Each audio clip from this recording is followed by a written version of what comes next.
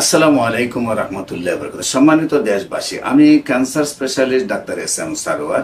আপনারা জানেন যে বিশেষ করে আজকে যে ক্যান্সারগুলো বেশি হচ্ছে এর মধ্যে সবচেয়ে বেশি জটিল হচ্ছে হলো হেপাটাইটিস বি। হেপাটাইটিস বি এমন একটি মরণ বিধি হিসাবে বাসা বাঁধে, যেটা হলো যে শরীরের কোনো ধরনের সমস্যা দেখা যায় না, খাওয়া দাওয়া চলাফেরা সব কিছু স্বাভাবিক থাকে। অন্য সাধারণ জন্ডিস হলে প্রস্রাব হলুদ হয়, চোখ হলুদ হয়, নখ হলুদ হয়, খাওয়া দাওয়ার রুচি চলে যায়, কিন্তু এই ধরনের কোনো সমস্যা দেখা যায় না। কিন্তু সেই হেপাটাইটিস বি ভাইরাস একটি জন্ডিস, সেই জন্ডিসে আস্তে আস্তে যকৃতকে নষ্ট করে ফেলে, এক সময় তার মৃত্যু করে এবং সেই হেপাটাইটিস বি থেকে ক্যান্সারে আক্রান্ত হয়। সেই জন্য আমি আপনাদেরকে বলবো, হেপাটাইটিস বি স্থায়ীভাবে সমাধান হয় না, সেই কথার কোনো ভিত্তি নেই। হেপাটাইটিস বি হোমিওপ্যাথিক চিকিৎসায় স্থায়ীভাবে সুন্দরভাবে সুস্থ হয়। আপনারা নিয়মিত হেপাটাইটিস বি হলে হোমিওপ্যাথিক চিকিৎসা গ্রহণ করবেন। গণস্বাস্থ্য হোমিওতে আপনাদেরকে আহ্বান জানিয়ে আমি শেষ করছি। আসসালামু আলাইকুম ওয়া রাহমাতুল্লাহি ওয়া বারাকাতুহু।